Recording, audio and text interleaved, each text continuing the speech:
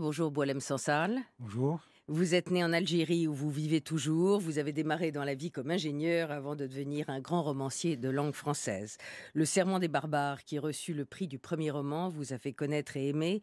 Et depuis, votre œuvre est centrée principalement sur la dimension totalitaire des religions et par la dénonciation frontale de l'islamisme.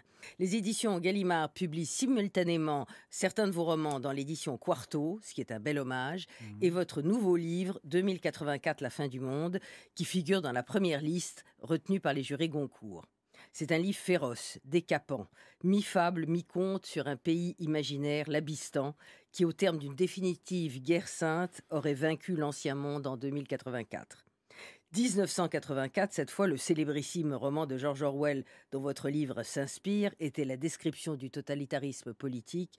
Chez vous, c'est du totalitarisme religieux qu'il s'agit, avec des inventions abondantes, fleuries, presque jouissives, d'un État-religion tout-puissant, sans passé ou si peu, et sans futur. J'ai l'impression, Boualem Sansal, que vous vous êtes amusé quand même, emporté par la satire, et c'est autant une charge qu'une mise en garde en forme de cauchemar.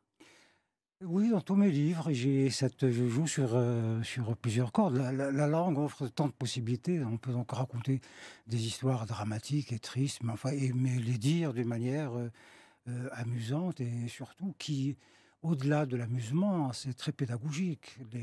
C'est comme les êtres humains sont comme les enfants. Quand les choses se passent bien, ils retiennent mieux leurs leçons, et ils Mhm. comprennent mieux, ils sont plus disposés à écouter. Et Alors donc voilà. c'est pédagogique, pour, la description au fond d'un État islamique, dont finalement les références sont claires dès le début, et si vous vous êtes même, divertis à trafiquer les noms et les mots, la devise de cet Abystan, c'est ainsi: «Yola est grand et Abi est son délégué». Ça frise, le blasphème. Oui, si j'avais nommé Yola Allah et Abi Mahomet et tout ça, ça aurait été un casus belli Oui. qui ne sert à rien et surtout qui ne sert pas le propos du livre, hein, qui est d'attirer notre attention sur les totalitarismes à venir. Il serait sans doute religieux, mais il pourrait aussi avoir d'autres dimensions. Ouais, Et alors oui, oui, voilà. allez-y. Mais en même temps, c'est aussi pour mieux dire que c'est Allah et Mahomet, en Oui. changeant leur nom, voilà, l'alias désigne davantage, et j'imagine sans trop de provocation. Vous aviez écrit il y a 1 ou 2 ans un livre très pédagogique, chez Gallimard aussi, qui s'appelait «Gouverner au nom d'Allah», où vous décriviez, un islamisme qui, au fond, prendrait peu à peu la place de l'islam comme s'il l'étouffait, comme s'il le dévorait d'une certaine manière. Si bien qu'on se demande si vous faites vraiment, encore une différence entre islam modéré et islam radical. Mais elle est très mince maintenant, elle a tendance à disparaître. Je dirais peut-être même que maintenant elle a totalement disparu parce que, Quand on dit heu, quand oui. les musulmans de France, disent: «Attention, ne faites pas d'amalgame». Bah, l'amalgame, c'est Oui, ça. mais l'amalgame, c'est eux-mêmes qui l'ont fait, hein. Ils reprochent aux autres de faire l'amalgame, mais l'amalgame est né dans le monde musulman. C'est-à-dire qu'ils ont joué sur les 2 tableaux, oui, musulmans, tout ça, mais en même temps, on utilise l'islam parce que ça permet beaucoup de choses, de faire avancer des revendications sociales et politiques et de combattre peut-être aussi des dictateurs et ils ont été imprudents et l'un a engrossé l'autre. Alors je ne sais pas si c'est l'islam qui a accouché de l'islamisme ou si l'islamisme a récupéré l'islam Mais ce qui et ce qui quasi est en totalité. ce qui est inquiétant dans ce que vous dites, c'est que vous dites qu'aujourd'hui, l'islamisme a tendance à, au fond, recouvrir la notion d'islam, qu'il y a Oui, plus de forcément de place, d'existence oui, pour un où islam modéré. l'islam rejoint l'islamisme. Il y a aussi cette hypothèse. Elle est encore plus effrayante, celle-là, Ouais. parce que l'islam est né évidemment de moments de gloire du prophète, les conquêtes, les machins. Enfin, c'était fabuleux et très exaltant. Et puis bon, il y a une histoire qui a fait que cet islam s'est effondré. À partir du XIIe siècle, il s'est effondré parce que l'empire arabe s'est effondré, a éclaté en petits morceaux, et puis est arrivé quelqu'un qui a tout bouleversé, c'est l'Occident, qui commençait à émerger de son Moyen-Âge et conquérant à son tour, et qui lui produisait des idées, tout en étant dans sa propre religion, Mmh. etc. Et, euh, et puis il a disparu. Il a vécu pendant des siècles sur un ressentiment on a perdu notre gloire, il faut... voilà. Et donc, et les musulmans ont essayé plusieurs méthodes pour remettre l'islam dans sa flamboyance, dans sa grandeur. Ils ont essayé le nationalisme, même moderne, je veux dire, et puis le panarabisme, et puis ceci, et puis finalement... Les frères musulmans ont créé... Voilà, et finalement, ils se sont dit, mais pourquoi aller chercher... Parce qu'après tout, le nationalisme, même panarabe, est d'inspiration occidentale.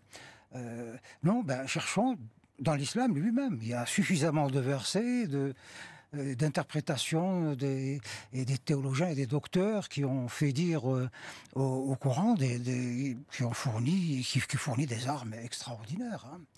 Et donc, voilà. Si c'est ça, c'est plus dangereux que, on va dire, des gens qui sont sortis un peu de l'islam, ils ont dévoyé l'islam, etc. Et ça veut dire que l'islam est intact. Et donc, il peut faire barrage à... Non, maintenant, c'est... Vous allez même plus loin et vous dites que si l'islamisme est vaincu militairement en Algérie, et il a été après la guerre civile, GIA dont vous parliez, etc., il existe toujours dans la population. Et vous dites, on a une formule intéressante en Algérie pour qualifier l'islam radical, c'est l'islam en costume cravate. Ouais. Ça veut dire que là aussi, ils gagnent du terrain. Ils ont gagné depuis très longtemps. Bon, il y a un pouvoir réel, ce sont les militaires. Voilà, donc ils sont là. Ils ont compris, pour des tas de raisons, parce que la population, hélas, elle est à 70-80%, elle est très proche des islamistes. Et s'il y avait des élections libres, ils gagneraient, les islamistes gagneraient.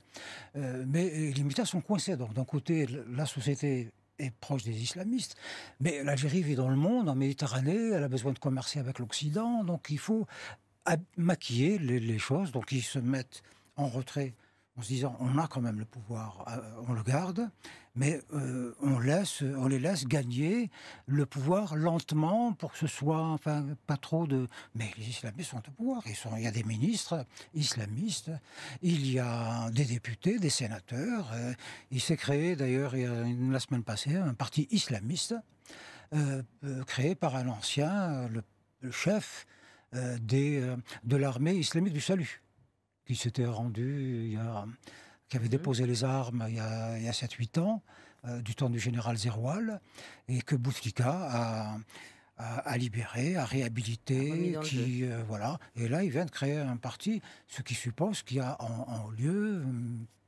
un après-Bouteflika qui est en train, au stade à la phase d'organisation. On organise les choses.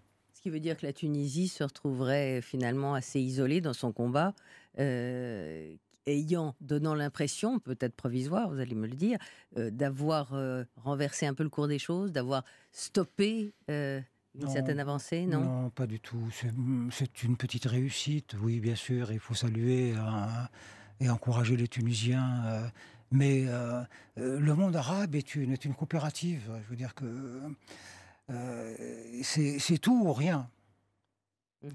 C'est tout ou rien. Moi, je me souviens, quand l'Algérie a accédé à son indépendance, mais tous les pays arabes nous sont tombés dessus. On disait, mais vous vous rendez compte, vous parlez encore français, vous ceci, vos rues s'appellent encore rue Michelet, trucs, etc., etc. Et voilà, il faut arabiser vos temps, il faut changer vos programmes, il faut changer vos lois. Parce que nous, qu'est-ce qu'on a fait en 62 ? On a reconduit les lois françaises. Voilà, on n'avait pas de loi, donc on a tout reconduit. Et encore aujourd'hui, l'administration algérienne fonctionne en français et l'enseignement supérieur est en français, sauf dans les sciences humaines. Et donc, c'était vraiment on a pris des coups de bâton de partout. Et c'est une coopérative. Alors, la coopérative arabe, pan-arabe est déjà très étouffante. La Ligue arabe, les trucs, ils se tiennent. Il faut pas qu'il y en ait un qui sorte du lot parce que la bâtisse s'effondre. Voilà. Alors, en plus, s'ajoute la prison islamique. Donc la petite expérience tunisienne n'a pas d'avenir. La récupération se fait par en dessous. La société, globalement, est très proche des islamistes. Alors il y a cette société civile qui est évidemment qui est là, qui se défend, qui a pu préserver des petites choses, mais nous étions comme ça en 88. On avait préservé des choses, mais qu'on a vite perdues. Donc c'est un combat d'ensemble, mais pas seulement les Arabes et les musulmans, c'est aussi avec les Européens, avec les Américains. C'est un combat global.